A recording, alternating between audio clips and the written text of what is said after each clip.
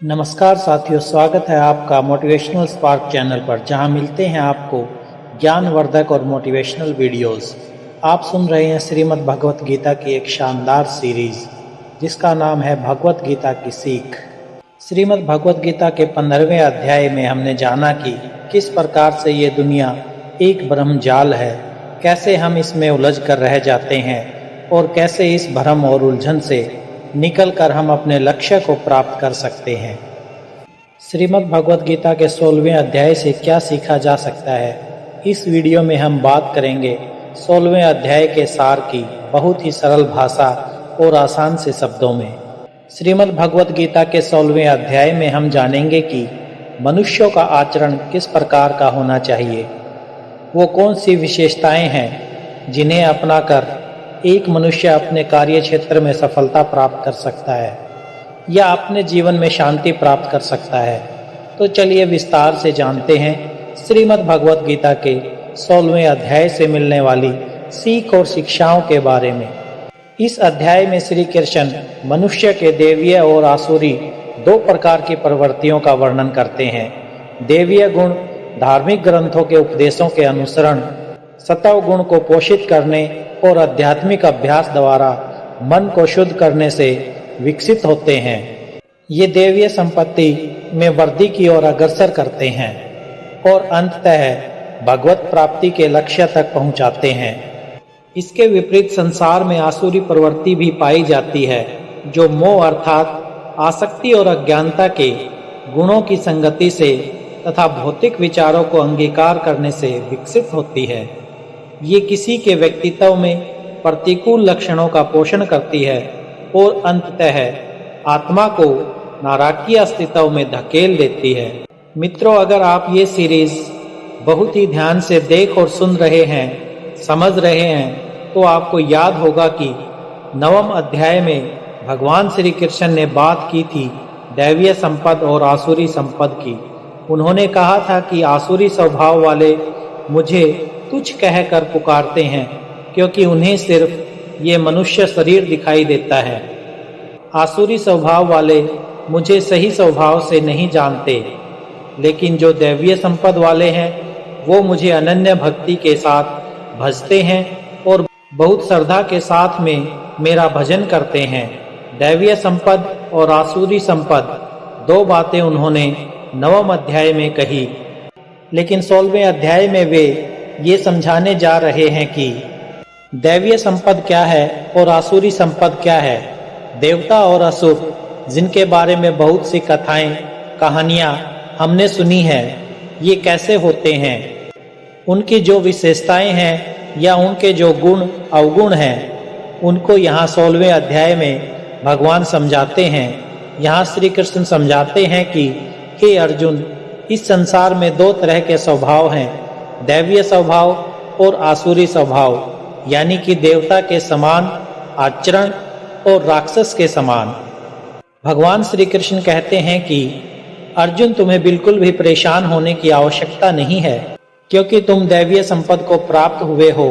पहले मैं तुम्हें दैवीय संपद के बारे में बताऊंगा।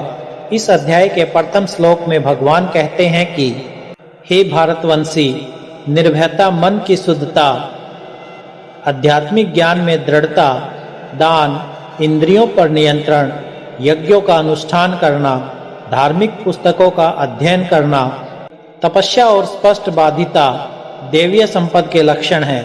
भगवान कहते हैं कि देवीय संपत्ति जिनके अंदर आती है, जो देवताओं जैसा व्यवहार करते हैं, उनमें भय का अभाव होता है। वे निडर होते हैं, निर्भय होते हैं, उनमें अंतकरण की शुद्धता होती है। अंततः उनका जो अंतरण है वो शुद्ध हो जाता है। उनके अंदर ध्यान के लिए दृढ़ शक्ति होती है। जब वो ध्यान में बैठते हैं तो फिर उनका मन ध्यान में लग जाता है। इधर उधर मन चंचल नहीं होता, भागता नहीं है। वो सर्वस्व का समर्पण कर देते हैं और तन मन धन से भक्ति में लग जाते हैं। इस प्रकार कभी भय ना करना, अपने मन को शुद्ध रखना, हमेशा परमात्मा को ही याद करना, इंद्रियों को वश में रखना, धर्म ग्रंथों का पाठ करना, किसी भी जीव को कष्ट नहीं देना, हर तरह की परिस्थिति में समभाव रहना, हर जीव को बराबर समझना, कभी क्रोध और मोह ना करना, क्षमा करना, धैर्य रखना और यहाँ तक कि अपने ही गुणों का भी अभिमान नहीं करना दैवीय स्वभाव है। ये अध्याय दिव्य प्रकृति के दैवीय गुणों से संपन्न पुण्य आत्माओं के निरूपण से प्रारंभ होता है। आगे इसमें आसुरी गुण का वर्णन किया गया है, जिनका अति सतर्कता के साथ त्याग करना चाहिए, क्योंकि ये आगे आत्मा को पुनः अज्ञानता और संसार अर्थात जीवन और मृत्यु के चक्कर की ओर खींचते हैं। आगे भगवान कहते हैं कि संसार में दो प्रकार के प्राणी हैं, एक वो जो दैवीय गुणों से संपन्न है और दूसरे वो जो आसुरी प्रवृत्ति के हैं। मैं दैवीय गुणों का विस्तार से वर्णन कर चुका हूँ। अब तुम मुझसे आसुरी स्वभाव वाले लोगों के संबंध में सुनो। साथियों, आसुरी संपद के बारे में भगवान श्री कृष्ण बताते हैं कि हे अर्जुन, घमंड, क्रोध, सांसारिक आसक्ति, घृणा, अज्ञानता, ईर्ष्या करना और शरीर को इंद्रियों के वश में रखना आसुरी स्वभाव है।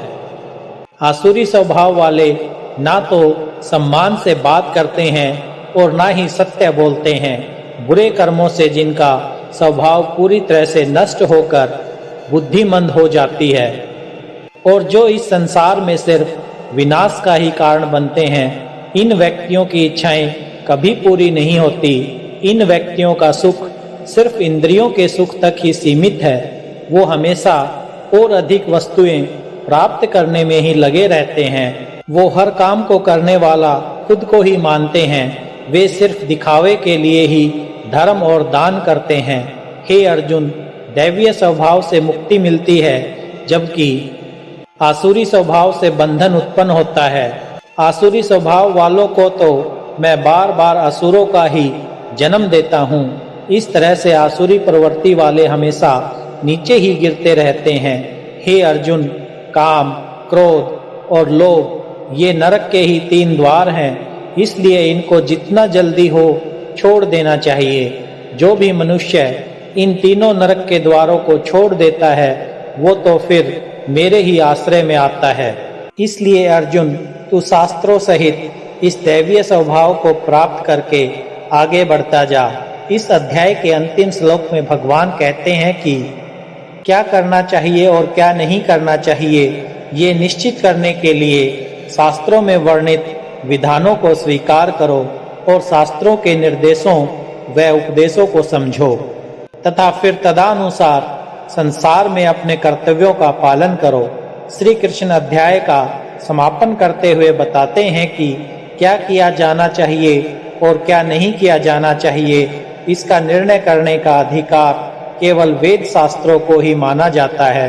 अतः हमें भी वेदों के वाक्य को स्वीकार करना चाहिए। हमें इन वैदिक शास्त्रों की विधि निषेधों को समझना चाहिए और तदनुसार इस संसार में अपने कार्यों का निष्पादन और दायित्वों का निर्वहन करना चाहिए। दोस्तों, दैवीय स्वभाव और आसुरी स्वभाव दोनों हमारे हृदय में ही रहते हैं और लगातार हमारे व्यवहार और आचरण को प्रभावित करते रहते हैं। कभी आसुरी संपद जब आ जाती है तो हम असुरों जैसा व्यवहार करने लगते हैं और जब हम दैवीय संपद आ जाती है तो फिर हम देवताओं जैसा व्यवहार करते हैं। अतः हमें अपने मन और इंद्रियों पर नियंत्रण करके अपने जीवन को सुखमय और सफल बनाने के लिए इन दैवीय और आसुरी लक्षणों को पहचान कर स्वयं को दैवीय स्वभाव में लगाना चाहिए। और जैसा कि भगवान श्री कृष्ण ने मुख्य रूप से कहा है कि काम, क्रोध और लोभ ये तीनों नरक के द्वार हैं, तो हमें ये निश्चित कर लेना चाहिए कि ये हमारी सफलता के सबसे बड़े दुश्मन हैं और हमें इनसे हमेशा बचकर रहना चाहिए। मित्रों, आशा करता हूँ कि आपने इस वीडियो से बहुत कुछ सीखा होगा। वीडियो को लाइक और शेयर करके कमेंट में जय श्री राधे कृष्णा अवश्य लिखें।